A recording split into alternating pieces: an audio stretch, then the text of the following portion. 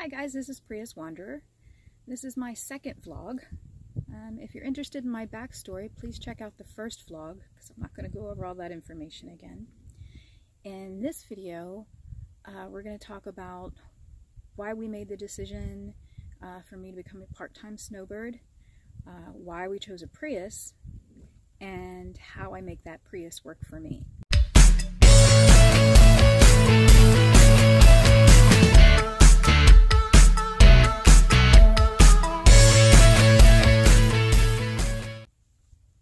So my first video, I told you that I'm a wife and a mother and an artist and a teacher and an autoimmune warrior. So first, why we decided that a part-time snowbird might be a choice. I mean, this is a test year. I've not done this before. Don't know if I'll do it again. Very possible that I might because I'm feeling considerably better. But last winter in the Northeast, with lupus and fibromyalgia, my pain was so extreme that I was bedridden for 2 solid months, and my husband and I decided that something else had to happen this year. So snowbirds head south for the winter. People that we call snowbirds head south from all over. I've met so many Canadians, people from all up north. There's even people here from Florida, which is very interesting to me. So I drove nearly 2,800 miles to get to Arizona from Pennsylvania. I was trying to get to an event called the Women's Rubber Tramp Rendezvous, which took place in Bose, Arizona. I was really blessed to spend time with so many different women from so many varied backgrounds. They had so many stories. I met some great friends there. In my last video, I showed you a walking tour of Fortuna Pond. And at the end of that video, I showed you a blue truck with a double Napier tents. And that's my friend Catherine and her little dog, Oliver. Hey, Oliver! Where's your little Oliver? He's your good boy. They just left yesterday and headed back to Pennsylvania. She takes care of her elderly mother.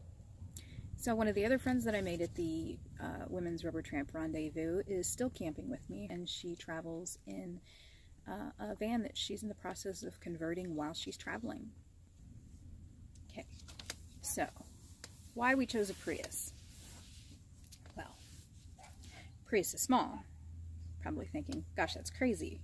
Why would you choose a Prius? Well, originally I had planned to do this in my minivan, but my transmission went out in the summer. So my husband and I talked about it, and we have 4 kids, but 3 of them are adults, and there's only one, he'll be 16 in April, that I'm still responsible for driving around, so we decided to get something economical. And we decided on a Prius because I had seen a lot of Bob Wells videos, and he had featured Sue Ann in one of his videos, and Sue Ann's been featured in a lot of nomad videos, and she explained how she did it, and I thought, well, if Sue Ann can do it, I can do it. So I talked to my husband about it, and I showed him the videos, and he's like, let's get a Prius. So we got a used Prius. My Prius is a 2009. She had 198,000 miles when we got her, which might sound high, but not for a Prius. She's just getting started. She needed some work done.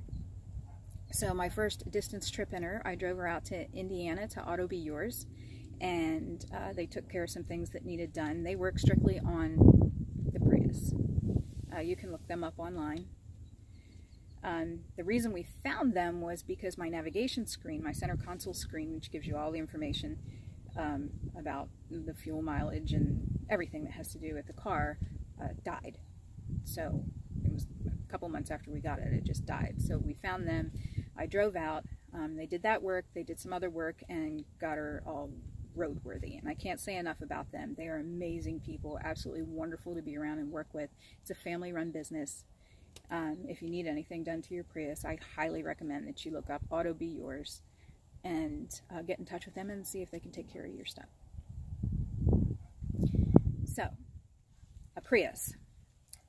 A Prius is a generator on wheels. Now I have a couple main issues, health issues, One has to do with eating, and the other has to do with sleeping. Something very important for my sleeping is climate control. With the Prius being a generator, I have climate control. So basically how that works is, of course there's a gas engine, but there's an electric engine. Now this is not a plug-in. The electric engine is charged by the regenerative brakes and by the gas engine. There's also a 12-volt battery. Things like air conditioning run off the 12 volt. Once the 12 volt drains to a certain point, the electric engine senses that and kicks on and charges the 12 volt battery, and that happens repeatedly. And then when the electric engine drains to a certain point, automatically the gas engine kicks on for a couple of minutes and recharges the electric engine, and the cycle just continues. So long as you have it in ready mode, which pretty much means you turn it on, but you're not driving, and it'll say on the dash, ready. And you just apply the emergency brake and you just leave it go. So during the day I don't have the climate control on if I'm not in the car. But I have it running to charge my refrigerator, keep my refrigerator running because I have a 12 volt compressor fridge. I use it to charge my phone or what have you. When it's just charging the fridge, it comes on, the gas engine might kick on once for a couple of minutes every couple hours. I barely hear it. When I have the climate control on, it probably turns on twice an hour for about 2 minutes each, and that's enough to keep the climate control running at night. So that keeps a nice dry environment in the car at night when I'm sleeping, and it keeps a constant temperature, so it keeps my pain level down. So I'm going to show you some video later of my bed setup and everything in the car, where the fridge is and how it's set up in camping mode. On another video, I'll show you how everything gets packed in and how I travel in the car, which actually is a little bit more freeing when I don't have the tent set up, because I can completely function in that car. I can still cook and sleep and everything, but the benefit is I don't have to come back to where I have my tent. So it's kind of a little bit more freedom. So now leaving my family for 3 months is not really my idea of fun. It's a big adjustment after 26 years of having kids full time to be out here by myself. But I'm learning a lot of things about myself, not all of which I'm going to share, but I don't mind being on my own out here. I am finding that, occasionally I'm dealing with a little bit of homesickness, especially if I don't hear from people that day. But other than that, it's really very peaceful and calm. I'm finding that I have a lot less pain out here. I guess it must be the drier temperature. I am adjusting differently to the weather patterns here than what I do back in Pennsylvania. We had a very windy day of 30-mile-an-hour sustained winds from late morning until well after dark.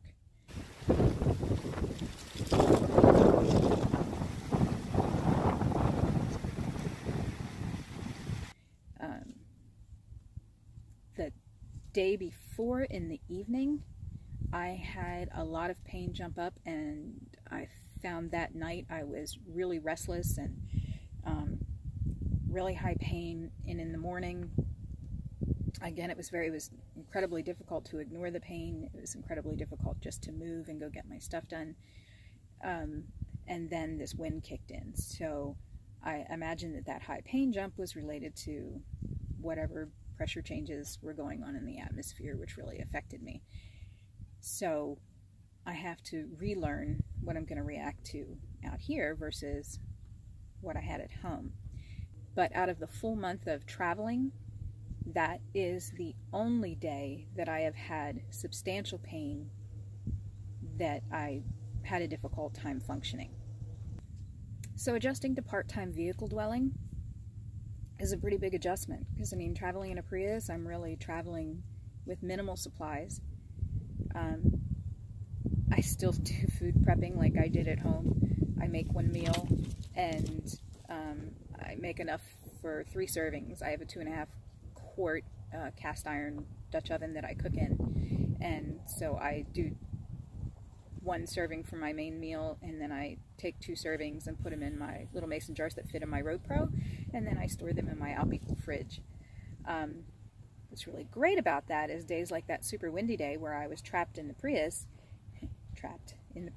When you're in the Prius that long, you begin to feel trapped. I don't live in the car, I live out of the car. So, believe me, I started watching van videos where there's a vehicle that you can stand up in. Okay, so anyway, I'm over my little hump with that, but that was a tough day being trapped in there. But what was nice about the food prepping and having that stored in the fridge was I just had to get my Road Pro out, set up my little table on the bed, grab one of my meals out, throw it in the Road Pro to heat up, and I didn't have to leave the vehicle. I didn't have to cook separately, and so a high pain day I didn't have to stand and try to use my hands and try to chop things. It was already cooked. So I think right now I probably have 4 meals stored in the fridge right now, plus I have chicken that's frozen and already prepped to go in the pot, and I have a bag of ground pork that's ready to go in the pot. So, and each of those are going to make 3 more meals. So I have quite a bit of food that doesn't look like that much in that fridge, and you'll see that. I took photos and I did some quick video of it, so you'll get to see that later. So stepping out of my comfortable life and my comfort zone, that was a really big adjustment. When you're living with that kind of pain, you're kind of housebound, and going to the store is overwhelming. One task during the day is enough to wipe you out. Getting a shower wipes you out. Cooking a meal wipes you out. Walking the dogs. Any single task, I found that I was only able to really functionally do one task during a day. And out here, that's not so. It's about a mile around this pond at Fortuna Pond, and we do 3 walks a day, so we're walking 3 miles a day. I also prep my meals. I do my laundry by hand, old-fashioned style. It's just there's lots of things to be done when you don't have all the automatic comforts at home, dishwashers and washing machines and things like that. So stepping out of that comfort zone was a really big leap. And in fact, when I was packing up the car, there were things that didn't look like they were going to fit, and I started to stress out, and I melted down, and I almost didn't go. My family came around me, and they're like, nope, you got to go. You got to go do this thing. You got to go try it. You got to see if it works. You got to see if you're going to get better. So I had to find that courage, and I had to get out of the driveway, and I had to drive here. That's just what it broke down to. I had to drive here. The overall hope in this journey is that my pain is going to be substantially less in this climate, and then as a family we can focus on relocating. My husband works with Amazon, so it's very possible that he could put in for a transfer to Phoenix, and if that's the case, it could be life-changing. So I think I'm going to wrap this part of the video up now. I did have some questions on my camera equipment, and I'll put links to that. I shoot video on my Samsung Galaxy S9 Plus, and right now I'm shooting this on my tripod, but anything that I'm walking around with, my son bought me a gimbal selfie stick, which I'll put a link for below and show you some pictures of that.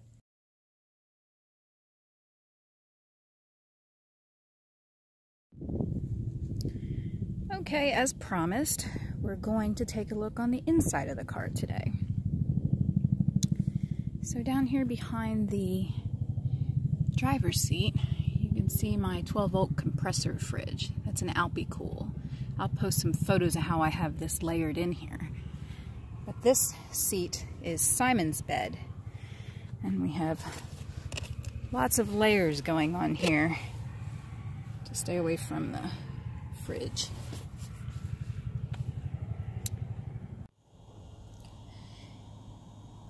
So as you can see, the fridge is elevated a little bit. I have plastic containers that I store my dog food in, and I keep them underneath the fridge. That way I can elevate it so the plug that is on the right side of the fridge, which you cannot see, is above where the hump is in between the seats in the back. My Wonder Bag slow cooker also doubles as a base for Simon's dog bed.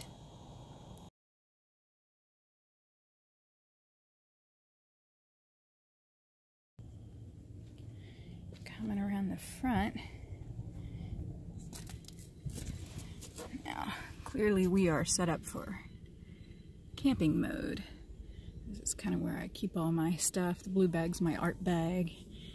Got my breakfast bars and hairbrush and things. That case isn't normally there. It's normally on the camera, but the phone does sit there. My chargers is down here. I've got a Best Tech down here that's plugged into the 12 volt under here. And then the fridge is plugged into the 12 volt. I don't know if you can see it way under there.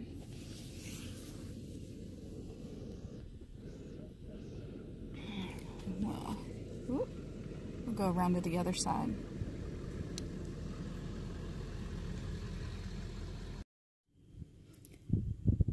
Okay, so on this side, you get a little better view. I really use the dashes, I don't know, storage. Keep my things organized. Got my Luminade and keep things in here. My coffee cups up there. Down here, this table comes out and goes on top of the bed. You can see my Road Pro stored down here. My heat and water Road Pro. My coffee equipment is all kind of tucked back in there. There's a box for my flashlight. Come around here. See, my bed has to tilt up because I have a really bad reflux related to the celiac. Come down under here, I've got an extra down blanket. This is my extra heavy coats and things. I keep extra water. This is Fiji water. Fits really nice. Not all of it's actually Fiji water. Some of these are bottles that are just regular spring water. But they tuck really nice under the seat. Oops. I have a board that keeps the bed up there firmly. And right now my computer bag's in there, but you can see that space there. My pink bag with all my bathroom stuff goes in closest over to Simon's spot. And then I fill up my packing cubes that are filled with my clothes, all fit back in here. And then my computer bag rides up front on this seat when I'm traveling. Okay, a lot of people have had questions about the bed. I have layers. Now I travel with dogs, so I keep a dog sheet on, which I got from Costco. It has little puppies on it. I thought it was cute. Underneath that, I stack my pillows. And then I have, this is the blanket that I sleep under. This is the blanket that I sleep on, unless it's cold. And then I can sleep on that one. Under that I have a mattress cover. And then you can see under there, this is a 3-inch foam from Joann's and an Exped Mega Mat self-inflating air and foam mattress. So those are my layers, and they go on this, what is this, 1/2-inch board that I had cut. And that board comes down, it kind of wedges under the headrest up there, and it comes down and it seats itself on this other board. Now I have this board covered in a separate blanket. It's the same material. I just don't want it sharp edges digging into the seat. And that goes the whole way to the front.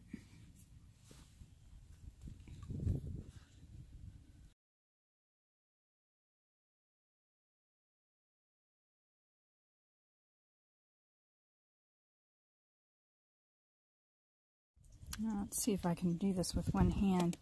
This was an extra piece of board that came when I had that original board cut. So that just slides underneath. It's a little heavy for one hand. Then I put it up here, and I have this my extra peanut butter jar that just kind of makes it sit solid on there. Can you see that? I don't know how good the lighting is right now. But then I can sit all my coffee stuff on there to make in the morning. And so when I'm making my coffee, I just... That's a 12-volt Road Pro kettle. So I unplug my fridge for a few minutes and plug that in instead. Most people put the seat down and do their bed in the back. But since I need the incline, I do mine in the front. And then I have all the storage space in the back. Now when I have the tent set up, all my stuff's inside. So I just kind of keep my fruits and veggies back here to stay cool, or physically cool to the touch. That's my organizer when the tent's in here that lives on top of the tent. And then I can also bring that little table that I showed you that sits on the bed. If I want to cook outside, use my gas stove, I can cantilever that under this thing, because it comes out a little bit more to the, comes out to the edge. But I can cantilever it under this, because this is packed pretty heavy once it's in here. And the table comes out like this, and you can sit and cook. I'll show a picture of that from one of the rest stops. Once I get it packed up to move this time, I'll do a better video of the back here and let you guys kind of see the progression of how I pack all this stuff in here. It's a bit of a Jenga puzzle, but it all fits. So guys, thank you for watching. If you like this video, give it a thumbs up. If you'd like to see my next video when it comes out, please subscribe and hit that bell. Thank you. Bye. There are the puppies. There are the puppies. Simon. Say hi, Simon. Hi, Joey.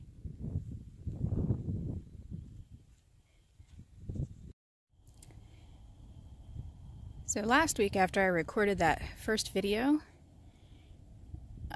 it rained pretty hard and the tent got a lot of water between the ground tarp and the floor, so I had to move it, which means I got a much better view.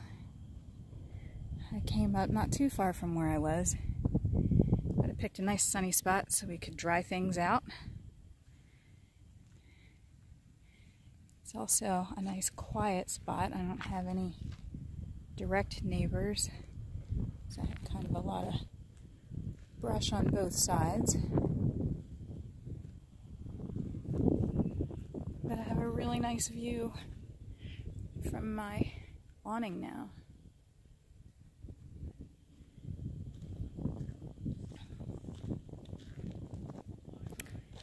One thing I had mentioned in my video last time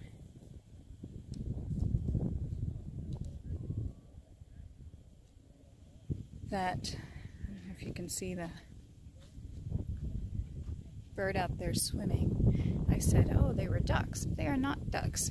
Those are American coots. They're a water bird. They do not have webbed feet, and they are distantly related to ducks, so correction. Hey, Joey. Hey, Joey. Do you want to do this video? Would you like to do the talking in this video? You want to do water talking in this video? That's probably who they want to see anyway, huh? They don't want to see this face. Yeah.